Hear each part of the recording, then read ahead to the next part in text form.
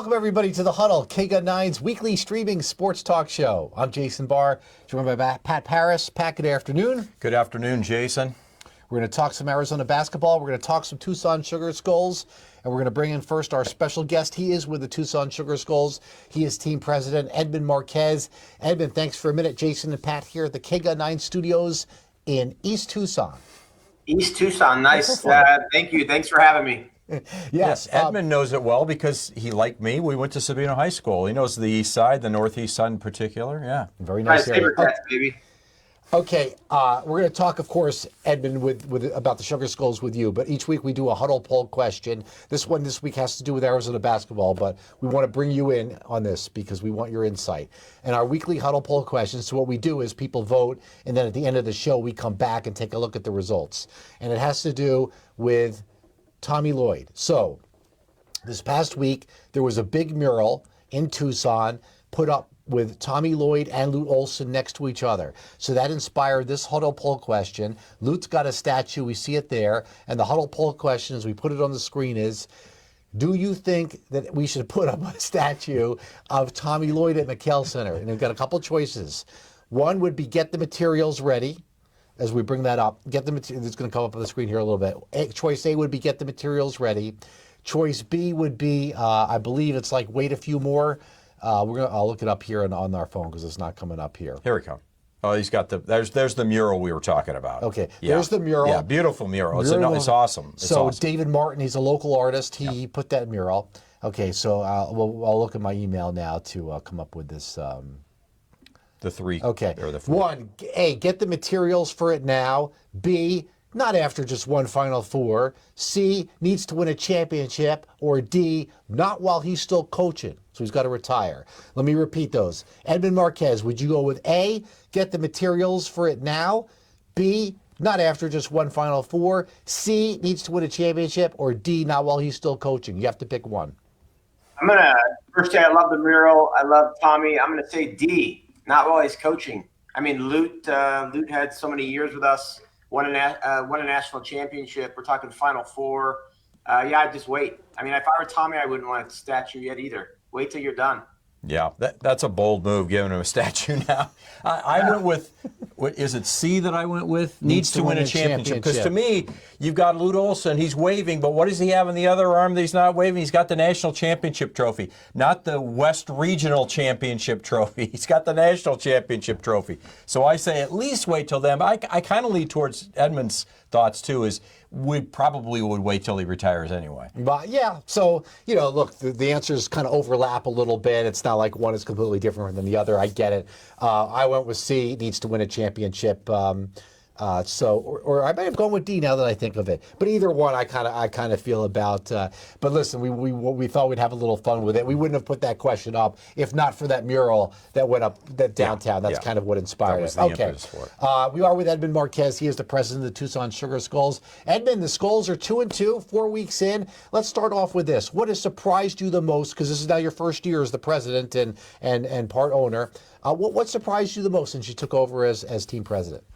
I would say the most pleasant surprise are all the fans that come up to me at the game and just say thank you. Thanks for keeping the team in Tucson. Thank you for the upgrades. They can feel the love. They can feel the excitement. That's been the pleasant, I'll say, surprise. I mean, I didn't know. I have an all-state agency. I have clients that never had fans before. And the fans are so appreciative. They've got the local vibe. They know it's Tucson's team. I simply, when I greet them, I just say it's our team. It belongs to all of us. So glad to be the guy at the steering wheel. Excited what we're doing. And speaking of Tommy Lloyd, I'll let you guys break the news right here. May 2nd is our next game against San Antonio, next home game. Right. And we are honoring Tommy Lloyd during the game and his coaching staff. They will be there. Terrific. Oh, that's awesome. That's awesome. I'm actually calling that game. I look forward to that. That'll be a lot of fun. With the on-field product, has anything really surprised you with that? I mean, on the outside looking in, it would probably be, it's hard to put a winner on the field, right? I mean, this team's 2-2 going in the right direction, but it's hard to win in this league. Yeah, especially the Western Division. The Western Division, I think, has the majority of the talent. No offense to the people on the East Coast, but if you look at what Las Vegas is doing, Arizona Rattlers, can't even think of them right now. San Diego, we played this weekend. It is tough. I mean, it's one thing to run the business. It's one thing to, have a strong front office selling sponsorships, tickets, the game day experience. You'll see there with phones coming out and the fire and the cheerleaders with their lit up pom poms. And then at the same time, you got to go out on the weekend and win the football game, which is great. And our players, I will tell you, amazing young men. I've really enjoyed them. That's another pleasant surprise. Such great people. They always say to me, I got you, and they really do. They've got us, and the fans are fantastic. And the amount of energy and the people that are coming and seeing the on-field product, the fact that we play a football game in a 50-yard field at the big basketball in a hockey arena, which literally the Roadrunners will have played the night before. They take the glass down, and you are that close to professional football. It's super exciting. And anyone that goes and sees the game comes back and comes to another game, which is great because the product is so fantastic. Edmund, you made some comments, I think it was on Media Day, that you had heard from some people, maybe outside of Tucson, that they kind of called this Kevin Guy's farm team, and you didn't like that comment. How do you go about and change that perception? Is it just winning, or is it something else? Yeah, I mean, if you look at the Arizona Rattlers, where Kevin Guy is, it's an iconic team. We're literally just trying to elevate this to the point of the Rattlers. They've done a great job. I mean, I think they've been around 30 years, 32 years or something. You just got to keep on fighting. It's in the details. Like we talk about the fact that we try to elevate every single piece of this team. We are. I mean, I'll leave this meeting and we're going to start reviewing sponsorship levels for the 27 season. We're going to review the Star Wars jerseys that our team will be wearing. My coach was just here. We talked game plan. There's so many details, and you got to work your tail off to really put a winner on the field here in the IFL. Yeah, you certainly do. We're looking at, real quick, we were looking at the highlights of your win over New Mexico, the Chupacabras. And this game was a nail-biter. You guys kind of pulled a little fast one on everybody, starting Casey Otto, the rookie, instead.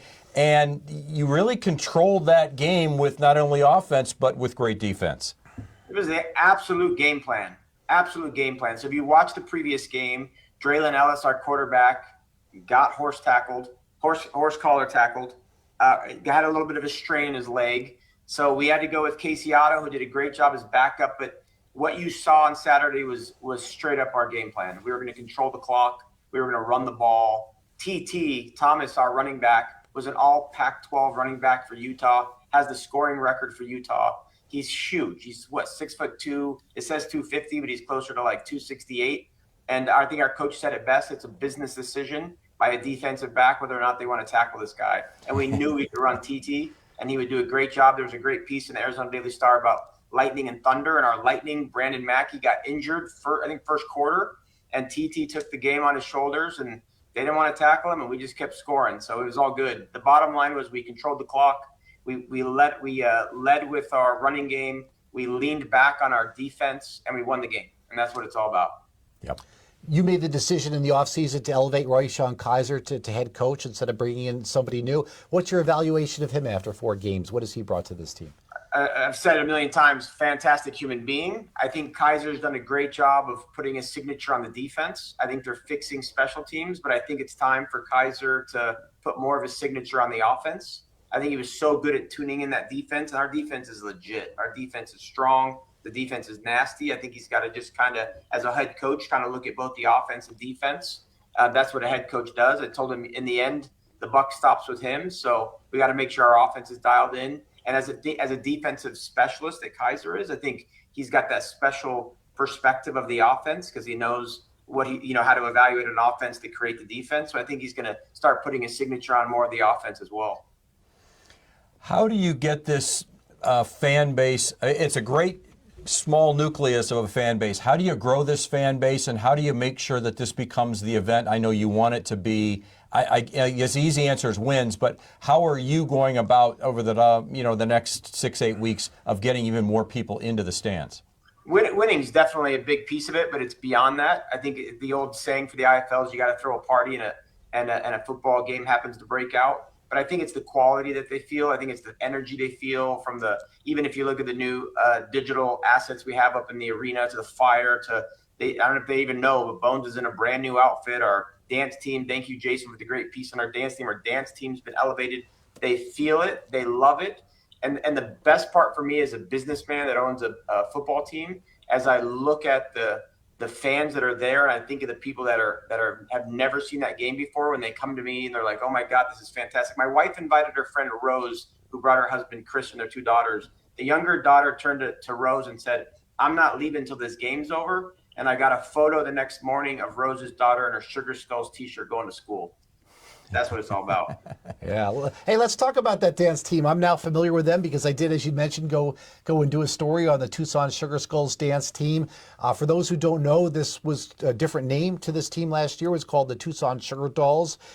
They needed to be better resourced. You have done that. They are very thankful. They are very happy with you and like you very much for doing that. They are rejuvenated and rebranded as well.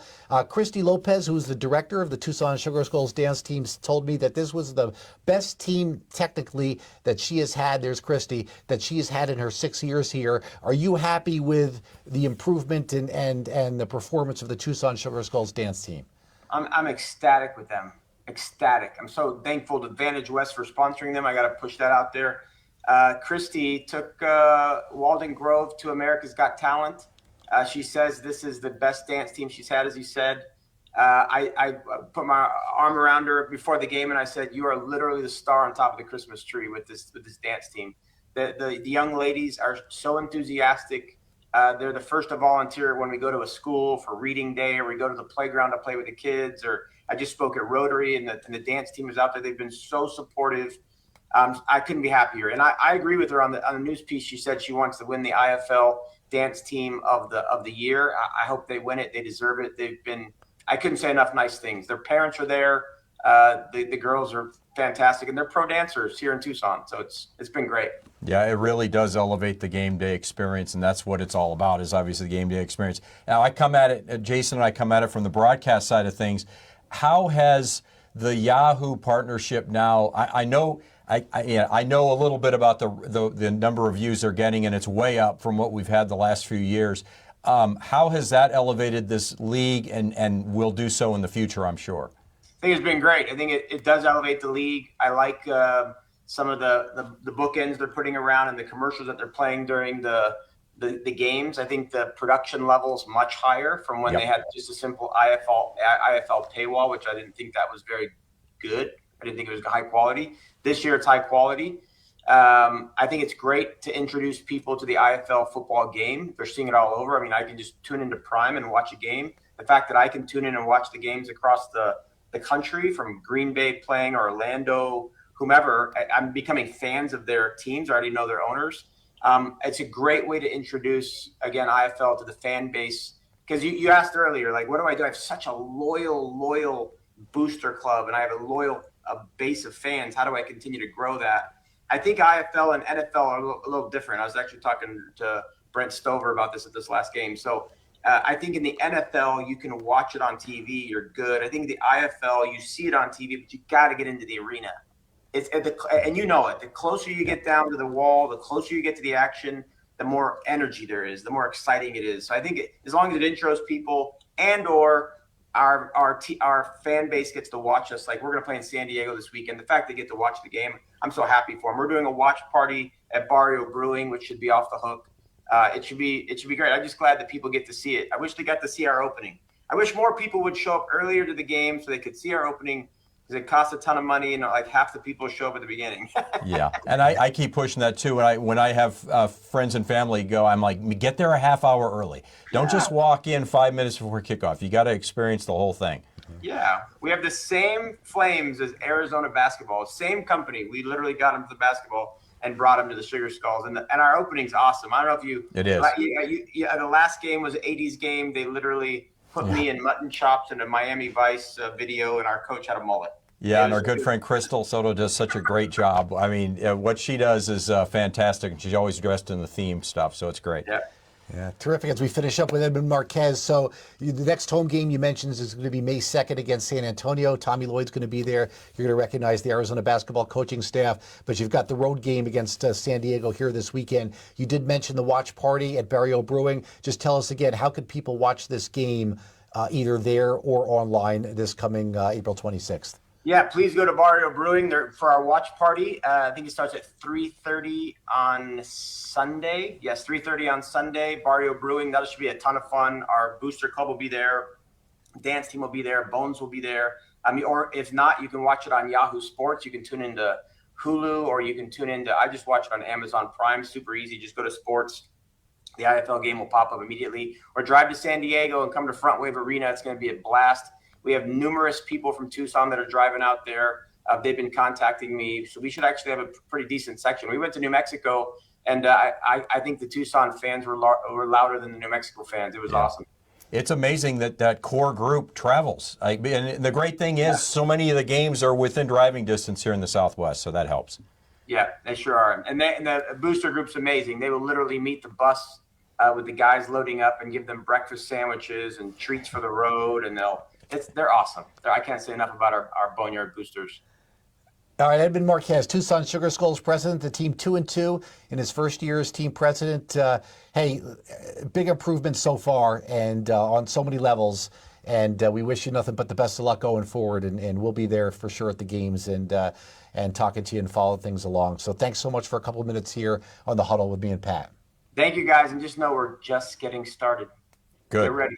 Glad to hear it. Thanks, Edmund. Terrific. Thank that you, was guys. Edmund. Terrific. All right. Yep. That's Edmund Marquez. He's great. He's a great. I think he's a really good representative of the team. Ambassador of the team. Yep. I was going to say salesman, but that too. You Well, have to be that as Yep. well. But I think he's a really good ambassador for the team, and he makes you excited about the team and the product. And I think that people do like the fact that this is locally owned. And I know that there are, comments that have been made, and yes, the former ownership of Kevin and Kathy Guy, and they still have a very small ownership. 5%. But the reality is, when you live in the community and you are part of the fabric of the community, like Edmund has been, a state champion with Sabino High School football, and then a successful insurance agent in this town for decades. There's just a different level of commitment when you're here than what Kevin and Kathy Guy did was great. They started the team, and we'll always be appreciative of that. But I do believe that Edmund being here and with Ali Farhang will continue to make this thing grow in a way that maybe you couldn't do from Phoenix. All right, let's talk a little Arizona basketball here with a few minutes left here on the Huddle. Jason Barr, Pat Parris. Dwayne Aristo today said goodbye. It was already reported that that he was going to be in the transfer portal. If Ivan Karchenkov is coming back and you bring in Cam Thomas, don't really know where he was going to fit in. His minutes kind of went down. So that was not a surprise. But then late last night, Pat, C.D. Gay, who we already knew was going to be in the transfer portal, goes to Santa Clara. I think, Pat, his skills were just a little too raw. Not only his skills being a little too raw, I don't think that the passion and commitment and dedication was at the level that Tommy Lloyd needs. What makes you say that? Well, I just think because when we saw him get on the court, we saw guys getting mad at him. We saw a little bit of.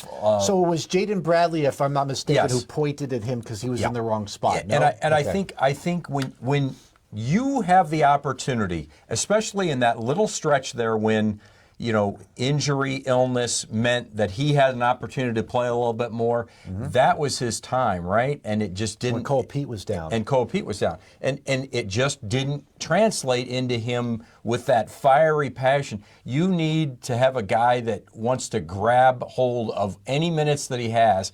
We saw flashes, but most of the time we saw things in garbage time, right, with him. Right. And you needed when he got that opportunity. And it's not a knock on him. And the fans liked him when he came in. We all loved him because he's, my wife calls him the gangly baby giraffe. And that's what he was. And you hoped he would grow into something more, and he probably will.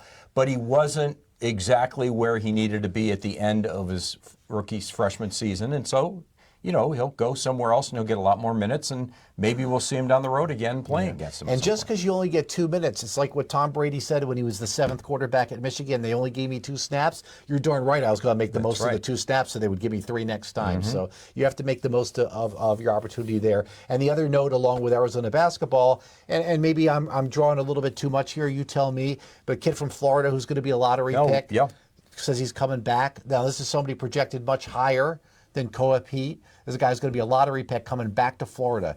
Do you think if you add that plus the fact that they have not added any front court pieces, Pat. Yep. This bodes well for possibly Koa Pete and or Mo Krivas, especially Pete, who's both a higher pick than Krivas, coming back. Yeah, I think both of them could be back. I think Mo Krivas definitely will be back. That's my sense.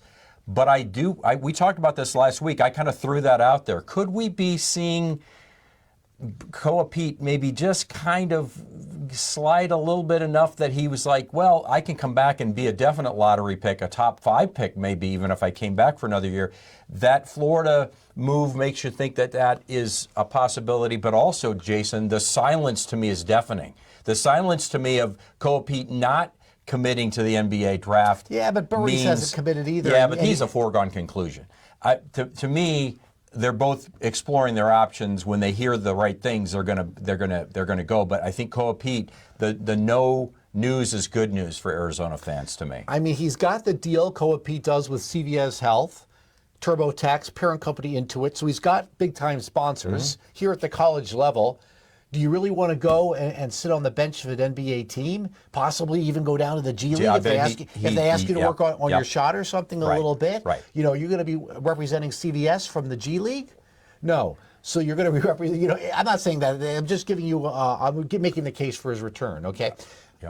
But you come back to Arizona, you've got some big-time sponsors, you lead Arizona to another big-time season, and then you go higher. I think there's something to be said for that, with the only possible drawback being it is 1 year or more later until you become an NBA free agent and hit that big contract. He's still a pretty young player, though. He's a pretty young guy. I think that's all the things that have to go into his decision-making. And I said it last week, I'll say it again. I hope that the right people that are around him right now are talking through the same way you're talking through it, because for all he knows, 6 months from now he could be making the bouncing back and forth between the NBA and the G League because he's just not ready. And that'd be a shame for somebody with. That's right. Yeah, that's right. With his athleticism, but we both know he needs to work on his shot and he needs to work on his game, and he'll continue to do that if he was at Arizona. If you go to the NBA and all of a sudden you're finding yourself in the G League, that's tough. I'm just on the giving ego. an example of something that might happen if. Well, it could. If people, Carter Bryant went down with San Antonio for a little bit in the G League. It's just. Dalen Terry. It's the same. Yeah, but I would say Carter Bryant is kind of that same way. Carter Bryant maybe, quite honestly, not quite as talented as Koa Pete, but in that same vein, he was still a first-round pick. He couldn't crack the starting lineup. Maybe he should have, but that's another debate. But a similar situation where Carter Bryant had to get a little bit better. Maybe another year at Arizona would have helped him too. All right, let's finish it up and circle back to our Huddle poll question. We're having a little fun with this, okay? It's not that serious. Should we got the 2-minute warning first. Oh, I'm so sorry. 2-minute warning. I forgot. Let's rock and roll. 2-minute warning. Ryan, our producer, comes up with these questions. We have not seen these. Nope. So let's go. First down, Ryan.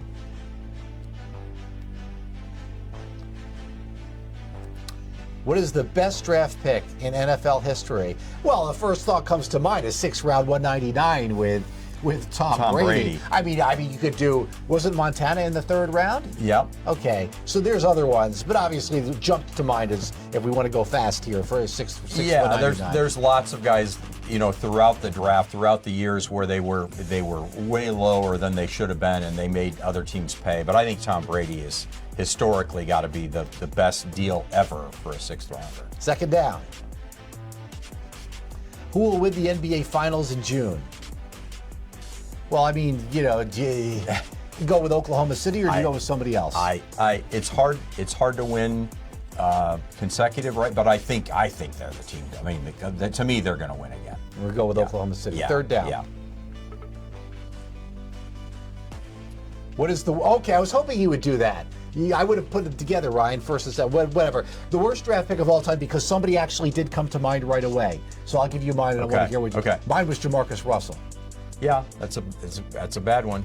Tony Mandrich was another one that everybody points to as one that came to my mind right away. Big bust. Yeah, big bust. I don't think Mandrich Ryan was Leaf, first. To me, Ryan Leaf is the biggest bust. To me, Ryan Leaf is the biggest bust. He made the biggest, pouty attitude about not going number 1, and then he was just a total bust. And to me, it's Ryan Leaf. Okay, that's fair. I think either of those 3 are good choices. 4th down.